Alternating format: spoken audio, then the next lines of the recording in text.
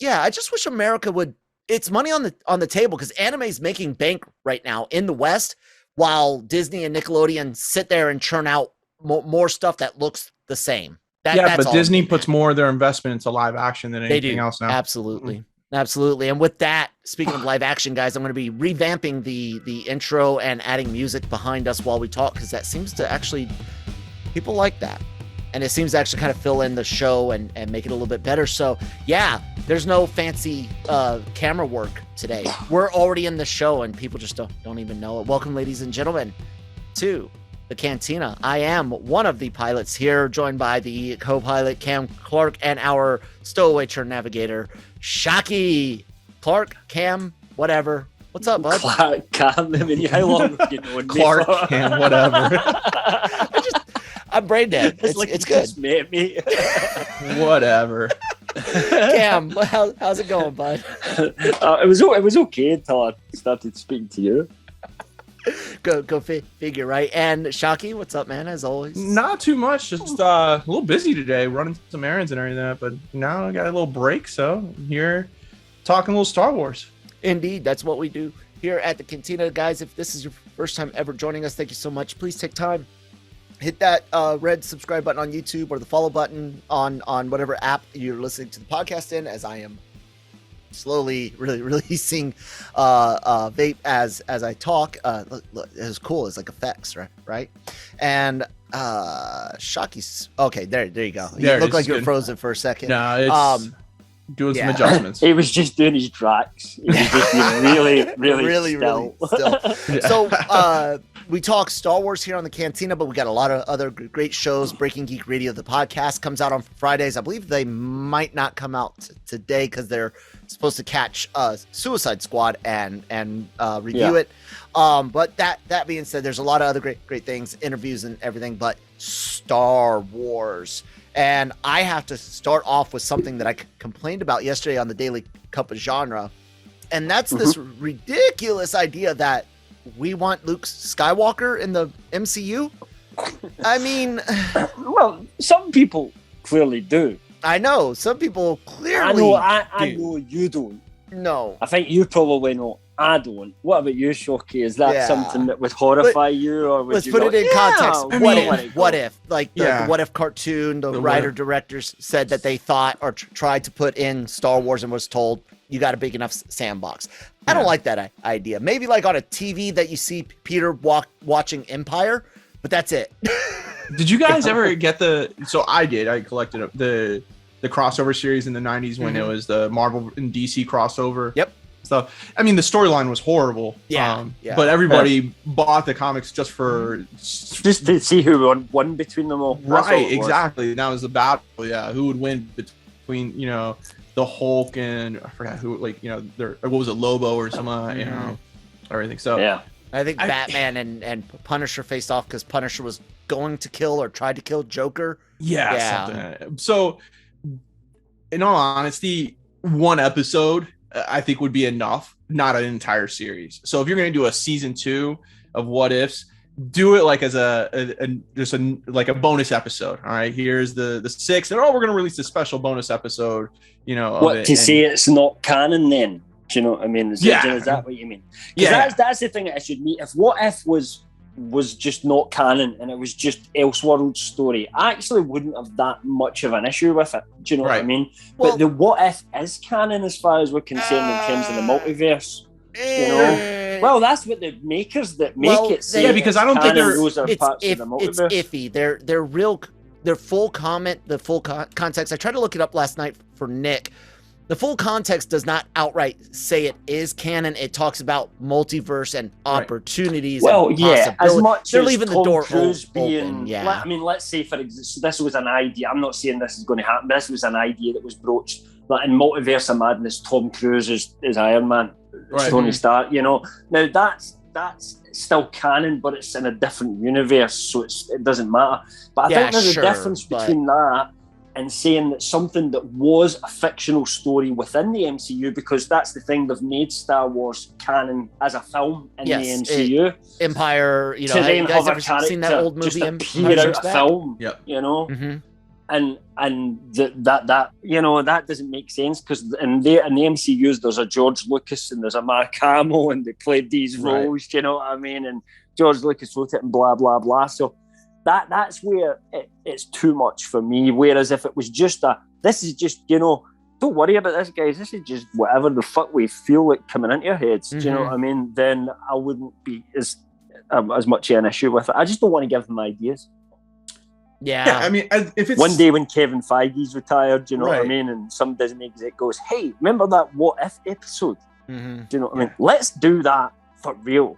That scares the hell out of me. That does scare the hell out of me. As long as it's just a crossover episode, like, I don't need a what if Star Wars, like, what if Anakin never crossed over to the dark side or anything. Like, don't do that. Just like, what if somehow, some way, Star Wars in the Marvel Cinematic Universe kind of crossed over? This guy. Do a one.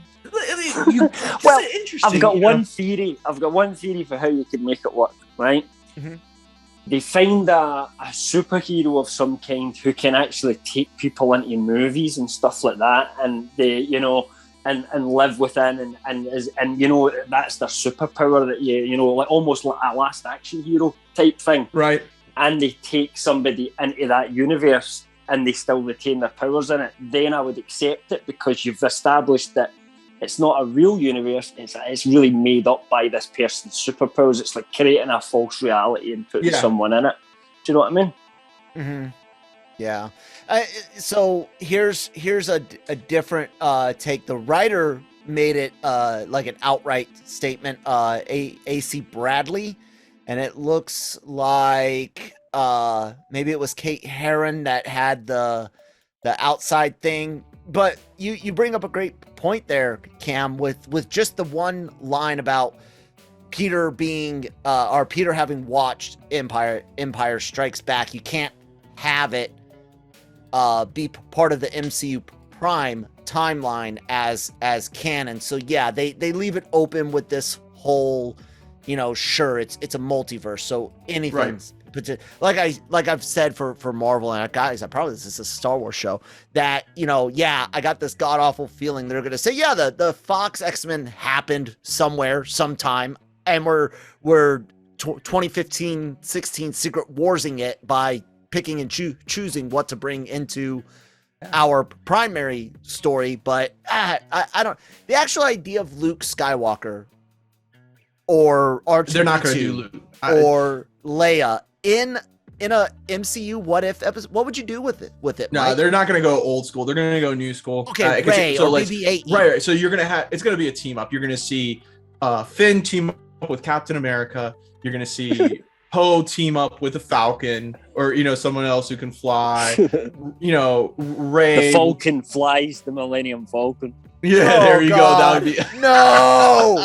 That'd be awesome. Damn, stop giving people ideas. I'm just turning it in here. Do you know what I mean? Kylo Ren will team up with Loki or Thanos, or like it would be, let's say, Kylo Ren will team up with Loki. Thanos would team up with the Emperor or Snoke. You know, you're gonna have that, and then they betray each other. BB-8 will team up with Iron Man. You know where this belongs? Legit. Lego Star Wars. And yeah, Lego well, that's what I think I a would lot take. of fans have said. Yeah, and Lego Star Wars, you can do whatever the hell you want. Without a doubt, yeah. Yeah, It's I mean, absolutely, you could do it there. It's like the Simpsons parodies. I like those. I don't think they're all winners. The last one they did, I didn't really care for that much. The Nap one with Darth Maul with the baby with the eyebrow was great. Like I like that. But that's because the Simpsons and the other show, Futurama, already did that. You know, almost every Star Trek character or actor that's alive for those two shows has played either themselves or parody. Self-deprecation's big there. Star Wars comics, Star Trek, Battlestar. Everybody's been made fun of by the Simpsons, but it's not it's not like Luke Skywalker or Rey or BB-8 is in Springfield. You know? There's no canon in The Simpsons. This is a family that have stayed the same age for 30 years. Do you know what I mean? More than that now. I think so. You know, you know, you just accept that.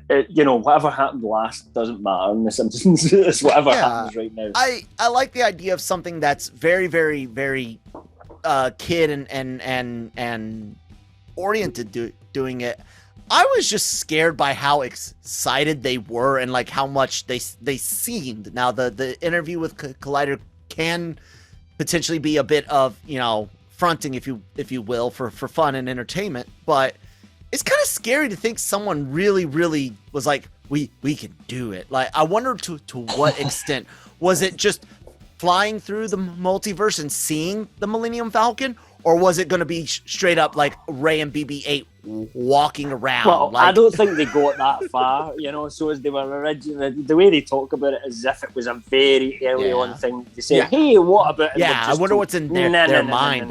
Just stick to that just now. But who knows where things go later. Cam, what about that though? What if it was just an Easter egg in What If, like the millennium? Like, imagine if they did the same thing from Loki, but then, instead of that then you random. Could have all the fans argue, oh, duh, actually, that means the Star Wars is canon in the MCU, actually, because of episode 53. But I mean, they can debate that all they want. I wouldn't. It's the same. Yeah, it's the same argument about those unaired episodes from the Clone Wars, where or Boba some of the Fett comics, you know, that wasn't canon canon back in the day, and you know, What you mentioned something earlier on, though, and what I would actually think would be a really fun animated show is a Star Wars What If. Yeah, we're kind of getting a little bit with Visions as far as like an anthology, but you're absolutely right. A What If, just, you know, a what if Kylo didn't go dark? What if Luke did? You know, what if things like that? What do you think about that, Mike? I mean, listen, how many fans have written comics now about, you know, what happened if Hayden?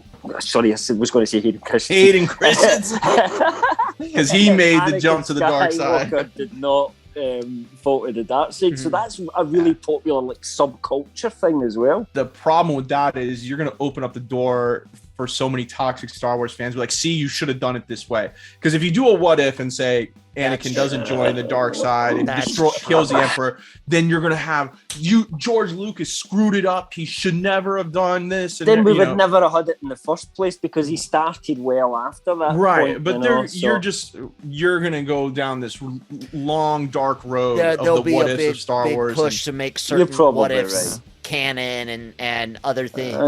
You're probably right. I'm forgetting this. Especially if you're gonna mess with the sequel trilogy, because like Disney's trying to do its best to keep it. You can't. If you do What Ifs with those, that's just gonna light the fire again for a lot of fans. So you need to retcon everything. Let's burn this shit to the ground. And so if you notice, what Disney is doing is that they have made it a purpose. They've done this on purpose of kind of leaving the sequel trilogy stuff alone, and they're buying their time. So that there's this young generation that does like the sequel trilogy will get old enough so that when they do introduce new stuff, then it's not as much, you know, hatred towards it or, you know, toxicity towards it. There's going to be enough of the, hey, this was our, you know, this is our trilogy that we grew up with. We enjoy it. We love it type deal. It's kind of like with the prequel trilogy. I think I'll have to retire at that point. Well, I mean, I think that there's going to be enough Star Wars out there that anyone's going to enjoy what they want. But if you notice, there's a big reason why Disney is focusing on the original trilogy stuff right now with things like the Mandalorian and, you know, Kenobi and stuff. They're waiting Rebels on ST to gestate and become, yes, exactly, and letting those kids that really are invested into Rey, Finn, and you know, and Poe. Let them get older, so then boom, when we start bringing these things back, when we bring an animated series of Rey, you know, creating the next wave of Jedi and stuff, then those kids are going to be, you know, in their early teens to late teens, and they're going to be the ones defending the sequel trilogy or buying the products, because that was the big key with the sequel trilogy, was that although they were great financially, with the first two, the third one I think was somewhat of a disappointment in Disney's eyes. Definitely.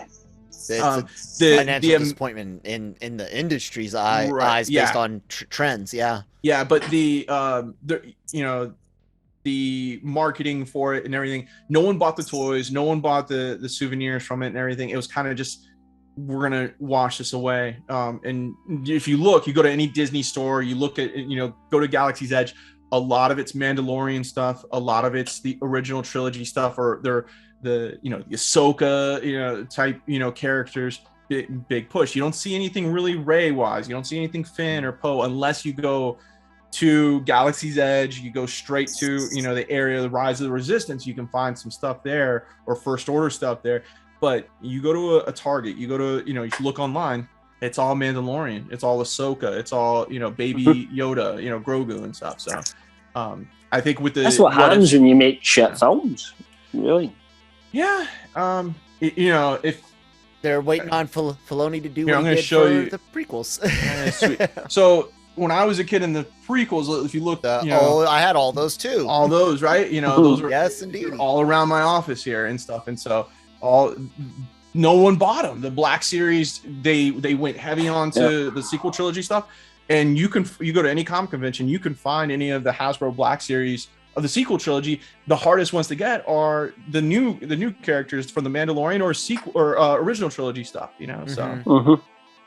But that's key. So let it, you know, if you're going to do an animated show, What Ifs or whatever, or, you know, involve the sequel trilogy, is going to be a while, I think. Well, maybe one day. Yeah. One day. Yeah. Oh yeah. We'll see it one day. There's going to be somebody that a young person in Lucasfilm that's, you know, maybe mentoring under Dave Filoni or something like that was really invested into it. And they're going to figure out the secret sauce, the formula of, hey, I can do an animated show and we can see what happens to Finn, to Poe, to Rey after the sequel trilogy.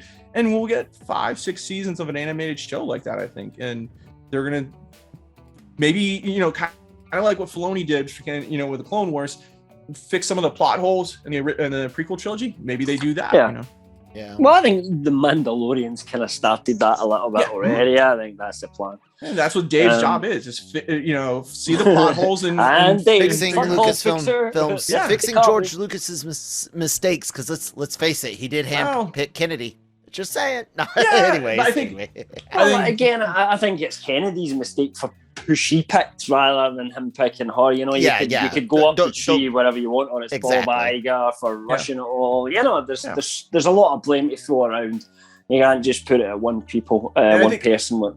Filoni explained it best. He was like, listen, you know, George had this whole story written out for the prequel trilogies, but when you confine it to 3 movies, 5.5 hours total, or that's hard to tell, you know, that much of a story. So when you have an animated show and you have 7 seasons and 24 episodes per season, you can go a lot deeper into and fix those mistakes. And so absolutely. Yeah. Indeed, you can. You know what? You guys ready to carry on from What If into the next topic? Yeah, let's do it. All right. So, Mike, I know you get to go down to Disney every now and then. You've mentioned it before. I'm not the world's big. I'm more of the adrenaline junkie for theme parks. So I'm a Universal Studios versus Disney, but the immersion is something I want to experience over at Star Wars, man. Do you have the money for the battle cruiser, Star Cruiser, whatever the hell? Oh my God! Like right now, do I have the money? No. I'm trying to bring. Am I gonna have to save up? Now. Yeah, I mean, it's gonna. Are you going to? Yeah, I was going to ask you. Are you going to save up? So, like for me, it's impossible, right? Because I've got an extra couple of £1,000 to add on the top of whatever I do, right? Right. But you guys can do it. So, you know, will you save up the money to experience that? And will you just go on your own to save money, or will you take your kids? Well, it seems like the way that they have it structured is that you actually save money when you take your kids, when you take a family of 4. Now, this is the interesting part here, all right? The way that this is set up, it does not seem like like if your family is bigger than 4, that you're gonna be able to like crunch everybody in, because, you know, I don't know how many of you guys have traveled at younger ages, and, you know, driving around, your parents stop at a hotel, you know, how many people are staying here? 2 people, 3 people, whatever, and you crowd into a small hotel room and do that. The pictures from the rooms is really tiny, so you're not going to fit, you know, 5-6 people in there, because there's one. I don't know. Me and my mates stayed in a 1-bedroom flat. There was 6 years. That's right. For a week, that's true. The problem is, though, is that Europeans and Asians can do it. Us Americans can't. Well, You can't do it in a regular hotel room, and that's fine. This though, you're being brought in and into an excursion. Yeah. They're not going to book you in. You can't. You can't sneak in 2 or 3 other people, right? So for a family that's greater than 4, it's going to be interesting. So the pricing wise, this is where it gets kind of, interesting. So if you're staying on a resort, design, by the way. Anyways, so if you're staying on a resort in Disney World for, it can average of like $200 a night if you're lucky and you're staying in like the all-star resorts. Right. But then you can get into like the high-end levels, like the Grand Floridian and stuff, and the Contemporary spend like $3,000 a night. It's sometimes in the year, depending on when you go. So it's. If you're a family that traditionally stays at the high-end resorts, this isn't a big deal. So you have money. If you're a family, that has to penny pinch to go to Star Wars, this is not going to be feasible. And it's like paying for a cruise. So if you've ever been on a cruise line, you're paying for the room, you're paying for the food, you're paying for the ambiance, the entertainment. So it's all built in. Although someone did point out that you can go on an actual Disney cruise for a week for still less. I think it's less money than what this costs. Well, give or take. Here you're getting, according to this, it's based on cabins, but it's a 2-night, experience. One, that's why the rooms are small. This isn't where you're supposed to stay for your week-long. No, you're just supposed to stay there for the 48 hours. You get you get 2 breakfasts, 2 lunches, 2 dinners. Disney Hollywood Studios. Why do you need 2? Is this the Lord of the Rings experience or something like that? So the reason why is because there's 2 days. You're there for 2. You're checking in. You're checking in at like around You're checking in around 1:00 in the afternoon on the first day. So you'll get a lunch and dinner, or probably a dinner. It says lunch, 2 breakfast, 2 lunch, and 2 dinner. But so you're getting a lunch and a dinner. Yeah. Then the next day you'll get breakfast, lunch, dinner. So there's your lunches and dinners are gone. And then the next day it's just breakfast, and then you go. There you go. Yep. Yeah.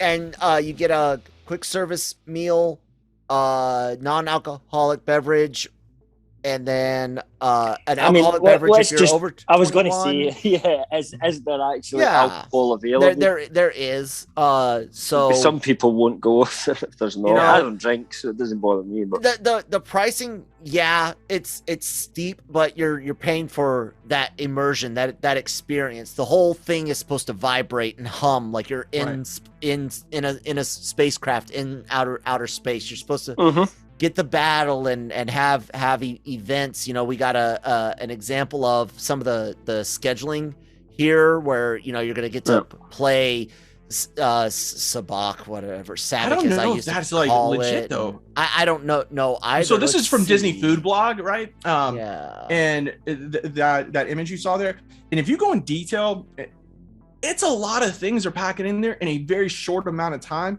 And from my experiences going to Disney, and I've done a lot of different things at Disney, the different events, different parties and stuff, they're not that detailed. Like there's a couple things and stuff. Yeah, but is there anything similar to this where you're going to kind of this is supposed to be a completely immersive experience when you go in. But even on the Disney cruise lines, their itineraries aren't that detailed. Like because if you look at it, it's like you have 30 minutes to learn Sabak. Yeah. That doesn't. Yeah, but it might be easy. It might be like playing Snap. I don't know, like man. That. Like, and then because you have to think about 25 minutes. You're like, I'm fucking bored of this now. Let's go on to the next thing.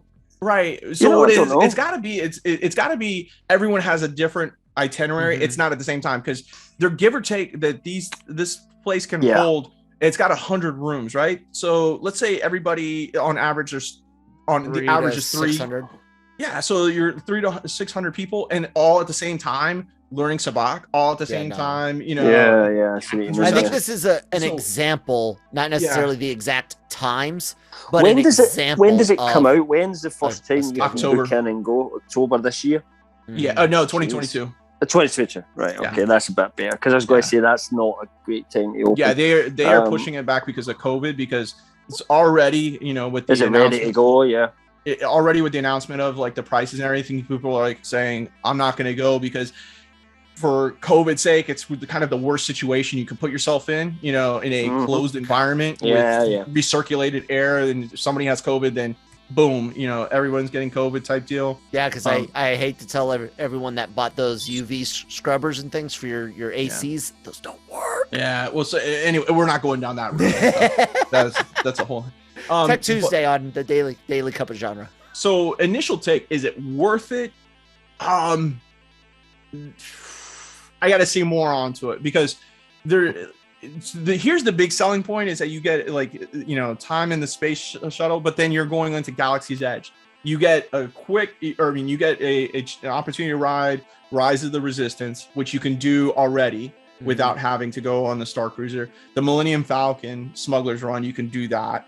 And then you get a chance to eat at Loading Bay or Dock Bay 7 or whatever, their quick service restaurant. You can do those three things without being on the starship. So they've got to bring something else. I know one of the big key things they kind of announced early on was that they have that telescopic lightsaber that they're going to show off in there.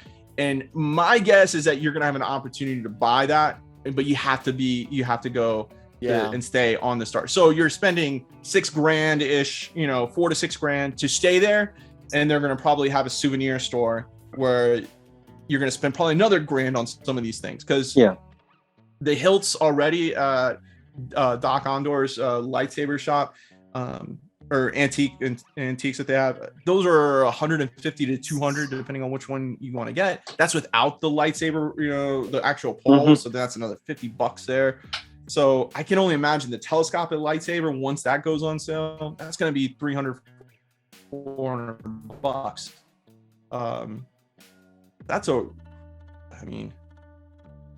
It's a lot of money. Yeah. I have one. On you go. I was going to say, I have one thing I think that Disney will do with this eventually, and this is my last thought on the cruise, Galactic Starcruiser. I can see in maybe 5 years, maybe less depending on reception, but definitely 5 years after, 5 to 8, a paid for trip through it while you're at the park, not the full experience, but to be able to go either see a battle, talk to it will become like there'll be like a walkthrough portion, if you will, down the road, because this type of experience is something that is finite. There's going to be a certain group that will want to do it again and again, but most people, this is a one and done.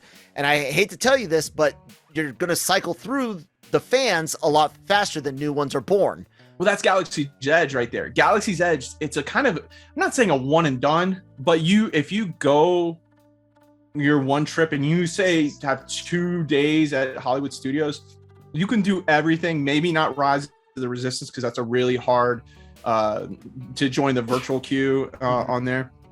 But really, once you do Rise of the Resistance, once you do the Smuggler's Run, Millennium Falcon ride, then you're really into spending more money, right? You can build your own lightsaber at Savi's lightsaber, thing. That's $200 there.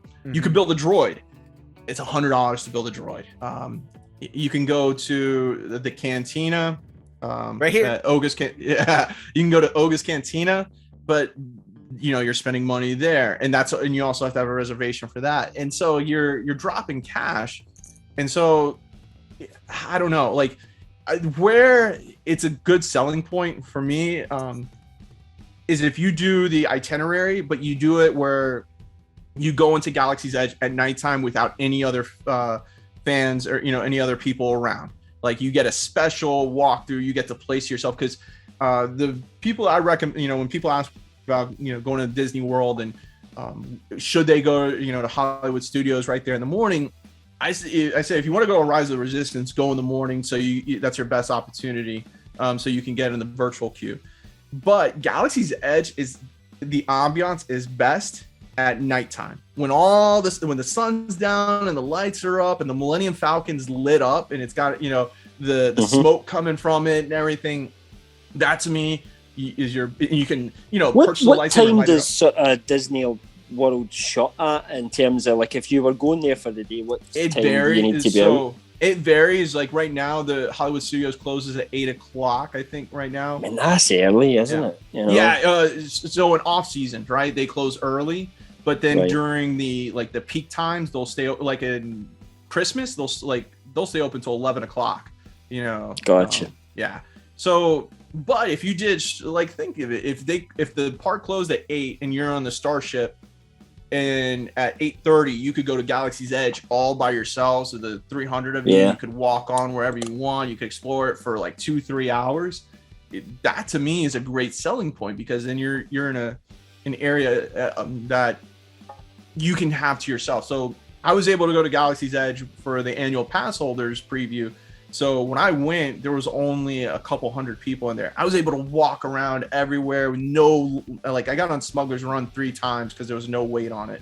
Wow. I built my lightsaber. I went and shopped around, went into the Cantina really quick. The only thing that I couldn't do was Rise of the Resistance because it wasn't open yet.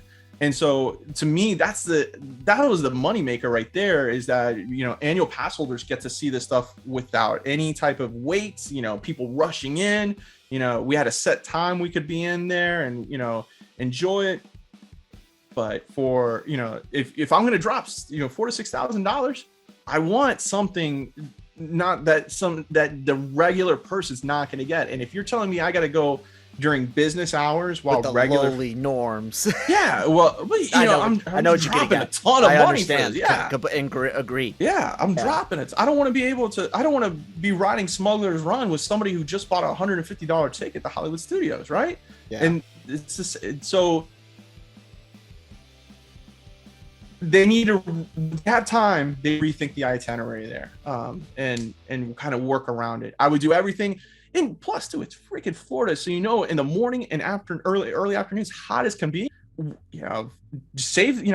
the people that are on the ship, on the Starship, do the stuff indoors where it's air conditioning and there's pool and stuff. Do all that stuff, and then when the sun goes down, I know there's going to be little kids on there, so staying up late is going to be a problem. But that's all. That's your you're talking about one night where your kid has to stay up really late. And that's it. I mean, that's what we do when we take our daughters to Disney. We're going next week. We're going to have one night where we stay up really late to watch the fireworks. And then the rest of the time we'll leave in decent times and go eat dinner and get to bed at a decent hour for them. So yeah, that's a big struggle for me to see that price. I was hoping that it would be more manageable. Maybe in the future they'll do discounts where. Well, that's what I was going to say. Do you think, given that they, as Kel said, they probably will run through. So at first that was going to be really busy, but see if the numbers start to drop, well, they have to just reduce the price and make it more affordable. So they do for like hotels. They do like 25% off during this time period. Off and peak stuff. and. And so but I'm talking about what if there's 8 just years, 5 years even in 5 years time from now, it's just not that popular because whatever Disney have brought out now, a new thing is actually more popular at the moment. But what about Disney's never really done it? Disney's ever really say, hey, we were at one point in time, renting this out for $6,000. Let's drop it down to $3,000 because it's been out for 5 years. They, if anything, they increase the price. And what they'll do is they'll revamp it. What they'll do is they'll say, because if it's not making money, it's putting new stuff in, make the Star Tours different to get them back. Yeah, right. The Star Tours ride at Hollywood Studios, right? It was, I think, introduced in 88, 85 or 88, somewhere on there. It was the same ride you did up until like 2000, and then in 2001 they updated it with some of the prequel stuff, and now what happened is they updated even more with sequel trilogy stuff. So every time you ride Star Tours, you get a different experience. Well, there's up to 6 of them, and so that's what they're going to probably do. In 5 years, they're going to revamp it. I mean, people are already saying that they need to do that with Galaxy's Edge. I even said they need to have like a special time of the year where it's like Mandalorian theme, where instead of seeing Rey and Chewbacca and BB-8 and Kylo Ren around, have Mando out, and walking around, or and some of the bounty hunters. What's bad about that? The only bad thing about that is you'll see that get those days get more attention because it's new, but But then will take that and spin it. And and they'll want to come back, and they'll say, like, "Oh, we gotta go see it," because I'd rather go and see Mando and Right, all yeah, these that's what I'm getting at. So now you got this people Kylo Ren, want to see it as right, much. because Rey, BB-8, Kylo Ren, it's getting old.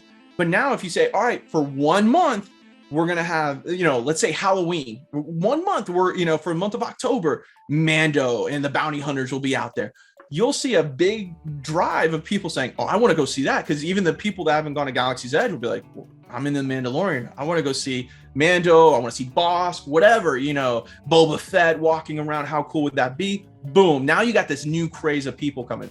And then, you could have another round, another month where it's like original trilogy characters or just Jedi walking around, have Kiara Mundi walking around with his big cone head, Wow. And stuff. But yeah, they're gonna, give it like 5 years. They'll update the Starship Hotel, new experience on there. And so then now those people that went the first time around, they're like, oh, let's go experience it again. Let's go, see what this whole new thing is. But yeah, this thing is not built for like a repeat, like let's do it over and over. Let's do it the one time, and then boom. Yeah. I must admit, I'll probably never go. But if, let's just say I had to play the lottery in a couple of weeks' time and I won, I'm going. That's it. I would be there. But I have to say, my wife would say to me, she would say, that's fine. Book another luxury hotel somewhere because that's where I'm staying for 2 days. Because that's not her idea of fun at all. Right. Exactly. We got Christine. She'll hang out with us. So that's the thing. If you got money to burn, sure, go ahead. But like some of the people that are like saying this is our we go to Disney once every 5 years or it has to be the lottery. I would say spend your money somewhere else. You could get a better, more Disney.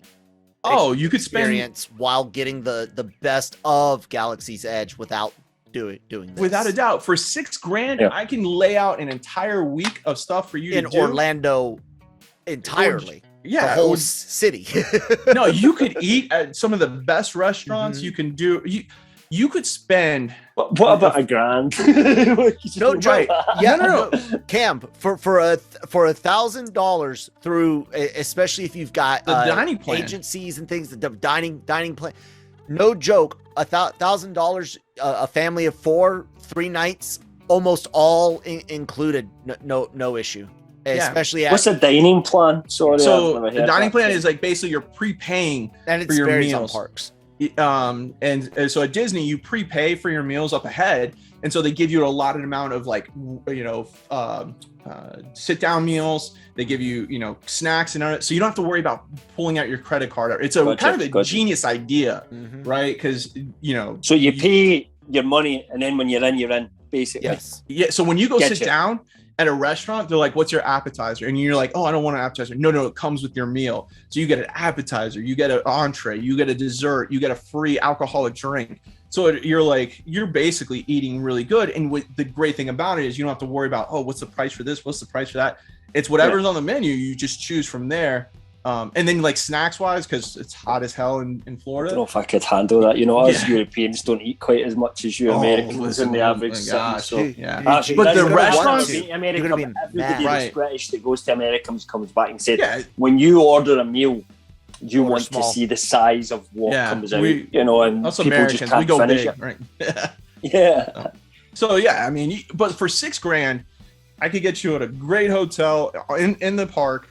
Dining plan, all taken care of. Tickets to park hopper tickets, so you can go to hopper. Yeah, so you when you're spending this money for the Starship Hotel, you really got to be a Star Wars fan for it, because for example, for $1,000, you can do a VIP tour for a family of 4, around $1,000, and it's pretty much it takes you throughout the entire about 6 hours, 7 hours, and they'll take you to every ride, and you can walk right on. No one have to wait in line, and just walk right on. Boom, boom, boom, done. And that to me is worth it more than staying at a hotel for 48 hours. And you still and let's face it, Disney's one of those things that you can't really do in just two days. I've gone over 100 times. Yeah, they're going to get you again with another hotel, or the local area will. But we have to. We have to move on. Well, I was going to say we have to take a word from Grow Generation because they help pay the bills. So Grow Generation. I don't know what I was going to say, but yeah, we'll roll with that. Go Grow Generation, talk. Grow Generation, where the pros go to grow. From propagation to harvest, they have everything you need for your special garden. Grow Generation serves customers across the nation and carries a wide inventory of renowned cultivation brands. Go to www.growgeneration.com, where the pros go to grow. Thank you guys so much for sponsoring the show. That was the oddest, most horrible set. I might worst even transition edit that ever. out. I know. Oh man, it just happens sometimes. Final thoughts on it, Cam. You were gonna say something or ask something else. What would you want to bring up, Cam? No. Did we lose Cam? Might be. Okay, well, we'll see if he hops back on, Mike.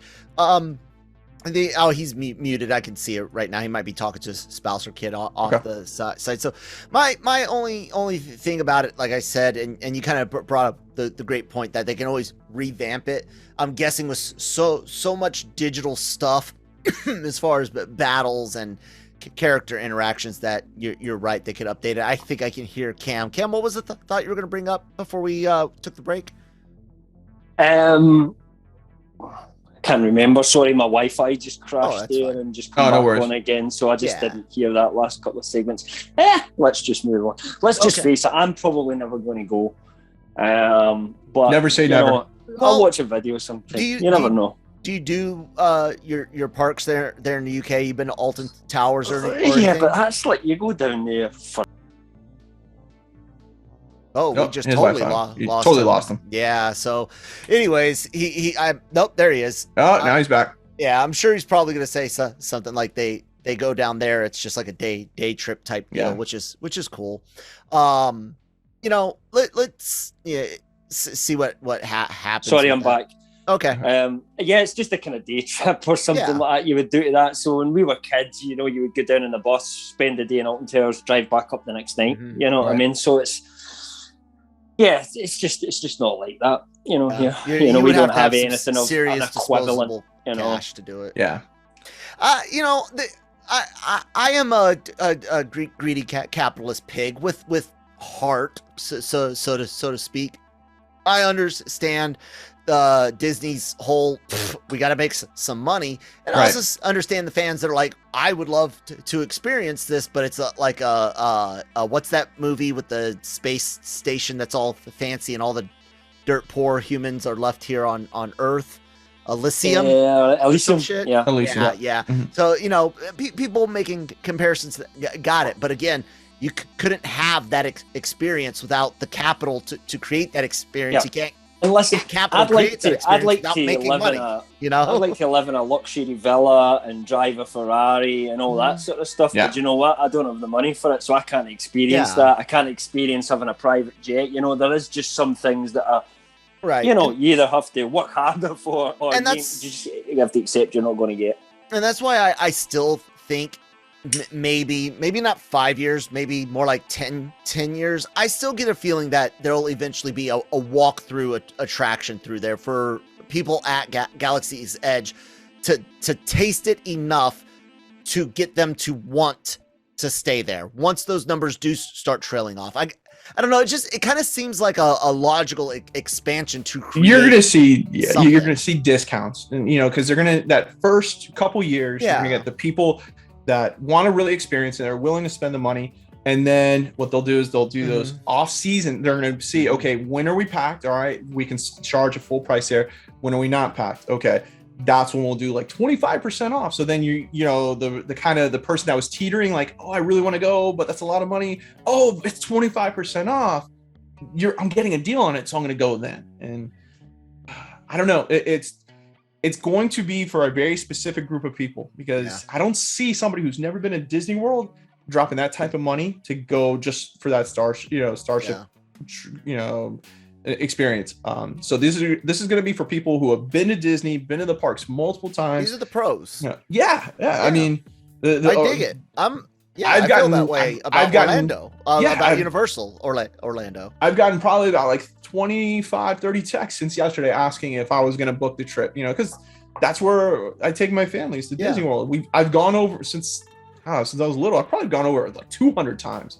I've never, like, I can tell you the amount of times I've gone to Disney World, I haven't done everything, because there's just, they're constantly revamping, they're constantly upgrading, there's just too much stuff to do there. And so I don't know, though. It's a lot of money to drop at one time for just 48 hours. I can think of so many other things to do.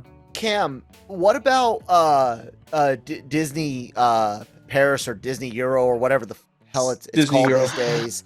It's not the same. I mean, from what I've heard, my sister has been there, and it's just, she took her son, there was all the Marvel stuff, all that, but it's just not the same. It's just, it's smaller than Disneyland. Do you know what I mean? So, compared to just what they've got at Disney World, it's not the same experience. If I ever was going to do it, you'd be as well just paying for the flights and doing it at the main park for me, True.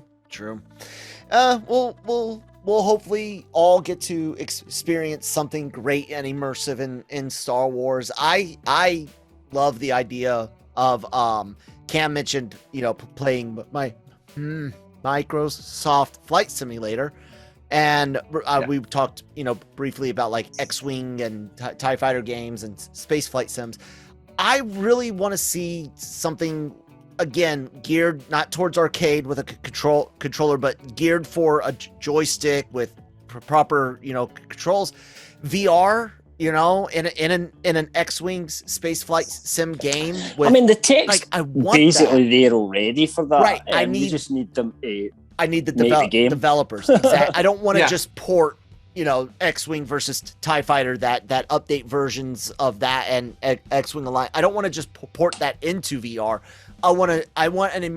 Disney has the capabilities to give us some more immersive things at home, and not just VR, but more immersive things. And they're kind of doing that, guys. We've got a few stories that did come up, and we can touch on these as we wrap up. There's going to be a Lego Star Wars Halloween special coming up. Bad Batch season 2 just got announced, and today and Jedi Fallen Order games coming from EA. That's a lot of content outside of Disney Plus and the big screen. Mike, what do you think about those? Well, Bad Batch season 2, I think for those who've been watching the show, kind of has seen that coming, because we're right up to the finale. There's a 2-part finale going to happen right now. Not going to get into like the scenario what they're in for those who haven't watched it, but there's still a lot of a story left to tell, and so there's still questions about Omega, questions about the Empire transitioning from clones to full-on stormtroopers. So it makes sense. I could see this kind of like Star Wars Rebels, where it's 3 to 4 seasons, and going from there. So there's enough story there to talk about with these, because we're seeing a couple clone troopers from the Clone War starting to make appearances now. There's opportunities there. So season 2 and coming in 2022, that's good. I think that will kind of help alleviate any, because right now, what are we, we're just in live action. I think Star Wars Visions is set up for 2022.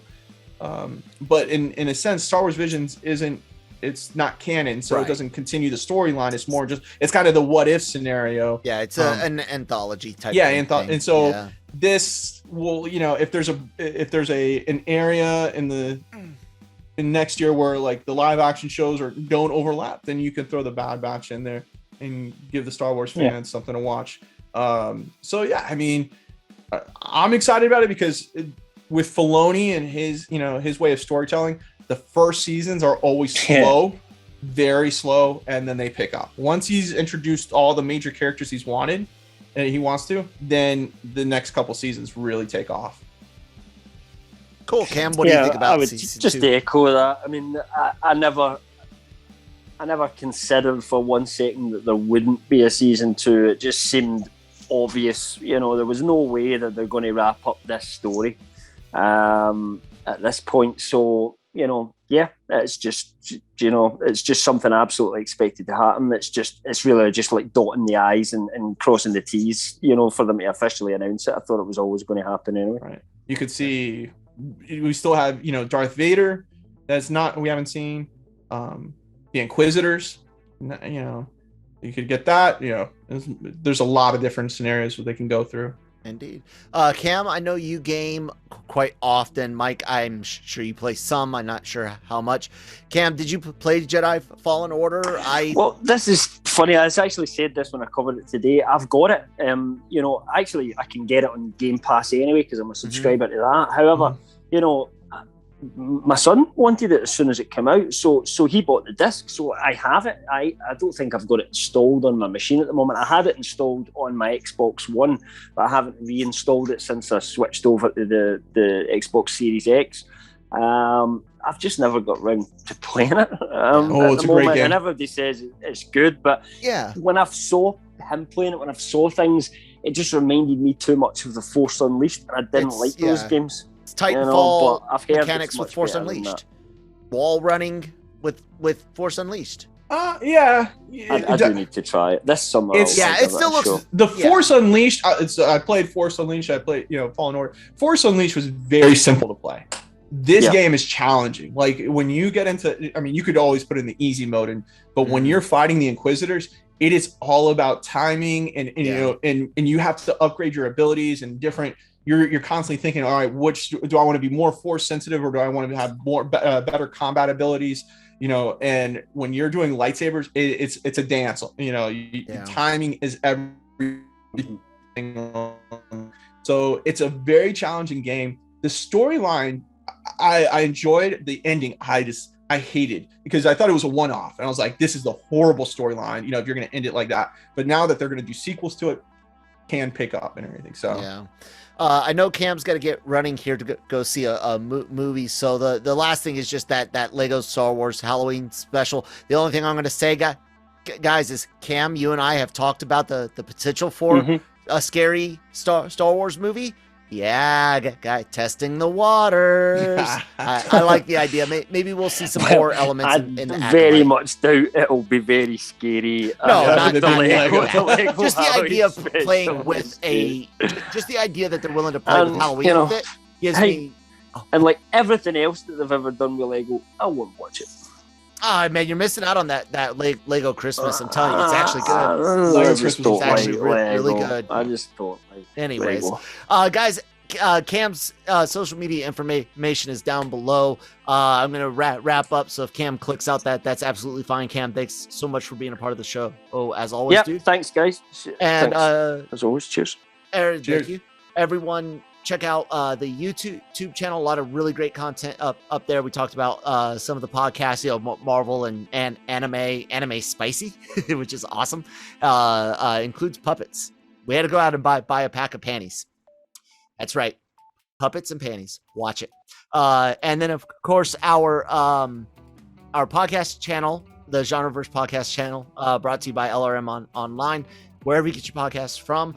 And the website that I've mentioned already a dozen times, lrmonline.com. Every day, all your entertainment needs and opinions. Reliable news, guys. We want to be a trade, but we're not a trade. Like, we're not into the gossips side, and we're not big on the clickbaity stuff. And it's a lot of really good, fun conversations. I really hope you hit the comments. Take some time out of your day to interact with us, so we can take some time out of our days to continue to interact with you guys. Mike, what else is going on here at LRM in the Genreverse? We're trying to get as much stuff out there, but in regards to Star Wars, anyone who's listening, let us know if you plan on booking reservations right off the bat for the Star Wars Starship, experience. It's going to be interesting to see how many people are going to, be trying to get into that first couple, days there, because that's always seems to be the first big rush. And you know what, Mike? I correct me if I'm wrong, and I could always edit this out, but I don't think I'd be out of line to say if you guys get some next year, some footage, some pictures that you would like to share with us as part of one of our podcasts, I think we could definitely work something out. So yeah, please definitely, direct message us, shoot us an email if you book reservations, and we could try to work something out, have you on as a guest on the Cantina or Daily Cup of Genre and talk about the experience.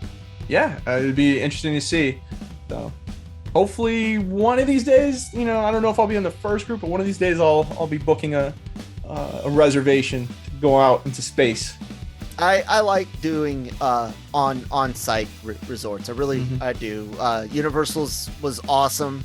I get military discount. The military discount. Yep. The morale, welfare and recreation (MWR) facilities get a travel agency and discounts and things. And I stayed at the Portofino Bay resort on Orlando, Universal Orlando. And it was my wife, myself, our son on site 3 nights, 4 days, hour early park, all that stuff, and it was under $1,000. Oh yeah, it was just Universal awesome. And even Disney, they do a great job when it comes to veteran discounts, and there's also other discounts hidden out there and stuff. So I'm colleges alumnus and businesses that you might be a subsidiary of. They give you the headquarter company discounts often for employees of subsidiaries. So definitely check it out. Anyways, you guys can find his information down below as well at LRM_ Shockey for Mike for Shockey. Where does that come from, actually? Are you a hockey fan? No, it's actually like a college nickname that's kind of stuck with me, and my buddies still call me that. So are you like a secret old college pirate radio shock jock or something? No. It's from a football player at the University of Miami, and so I was born and raised in Miami. That was like kind of their way of just giving me a nickname right then and there. So raised in what county?